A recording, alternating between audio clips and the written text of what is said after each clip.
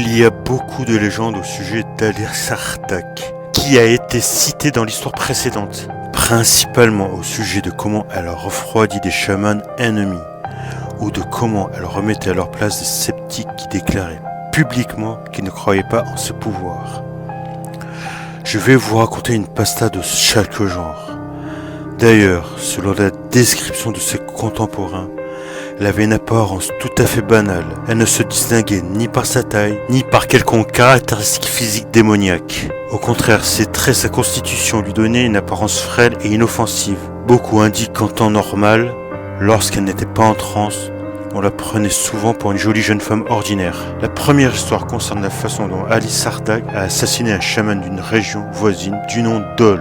Le conflit entre les chamans se déroulait sans grand heurt, jusqu'à ce que Ali Sartaq ne prenne sérieusement la mouche contre Ol, pour une raison quelconque, et promette de l'envoyer dans l'autre monde avant la fin de l'été. Apprenant cela, l'homme a adopté une posture défensive. Il est rarement sorti de ses plates-bandes au cours de cette période. Il recourait régulièrement à des rites pour se protéger. Cependant, il se permettait tout de même de temps à autre un petit relâchement. Il s'est ainsi rendu dans une halasse voisine un jour brûlant de juillet, en compagnie de ses proches, afin de faucher du foin et de se baigner. Après le déjeuner, alors qu'il barbotait pendant que son groupe fumait, Hall a remarqué dans le ciel du côté de la lisière ouest un étrange nuage solitaire de couleur rouille. Au même moment, un corbeau noir a survolé la halasse en croissant d'un air paniqué. Le visage du chaman s'est décomposé. Il a crié à toutes les personnes présentes que le corbeau était son animal protecteur et lui avait crié qu'Ali Sartaq était en chemin pour prendre son âme. Il a rapidement quitté la clairière et a rejoint sa cahute. Alors qu'il rentrait, le nuage l'a suivi tout en grandissant et en noircissant. Il avait presque atteint lorsqu'il a passé la porte. Ceux qui se sont retrouvés sur sa trajectoire ont raconté qu'il en tombait une pluie diluvienne et que des tourbillons violents en sortaient, tandis que la surface au sol qu'il recouvrait ne cessait de changer.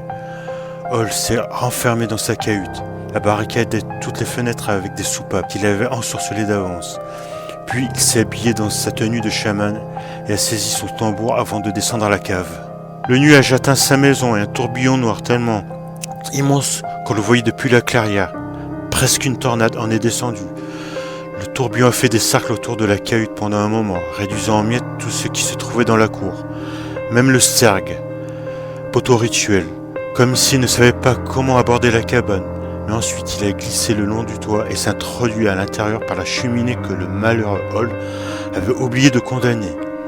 Pendant toute la soirée, d'effroyables bruits et cris sont sortis de l'abri. Et le nuage paraissait parfois s'enflammer.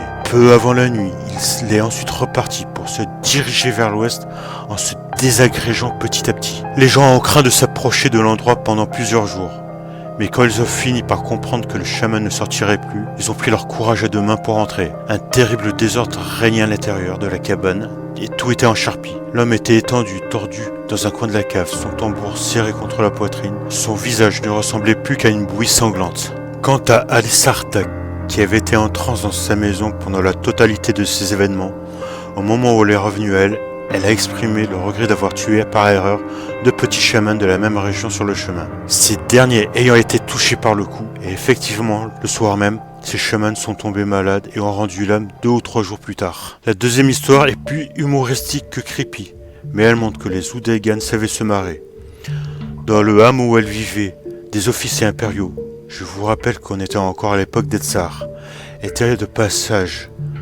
2 gars ayant entendu qu'une chamane vivait dans le coin, ils se sont montrés sceptiques, mais ont tout de même décidé de lui rendre visite pour se faire leur propre idée. Tombant sur une jeune femme au lieu d'une vieille sorcière, ils se sont sentis plus à l'aise et ont commencé à se montrer plus impertinents. Ils ont mangé et bu tout en discutant à propos, à voix haute, et ont fini par exiger qu'elle fasse abracadabra. Elle a accepté en prenant un air modeste et a fait mine de se mettre en transe.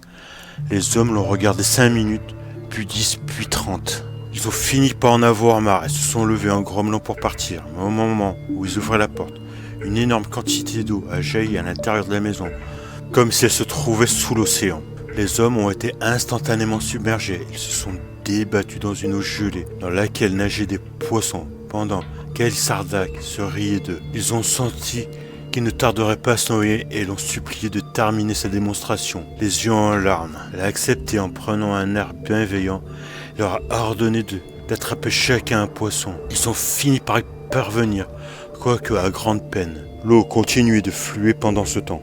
Et maintenant, si vous souhaitez que tout cela cesse, a dit Lou Dagan, serrez-le entre vos mains de toutes vos forces. Les officiers ont commencé à les presser, et elles criaient plus fort, plus fort.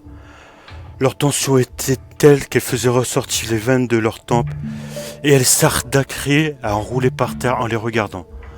Et tout à coup, les gars sont revenus eux. Ils se tenaient dans la maison devant une foule de spectateurs, le pantalon baissé et traînant entre leurs mains le pénis de l'autre. Bien évidemment, tout le monde était mort de rire.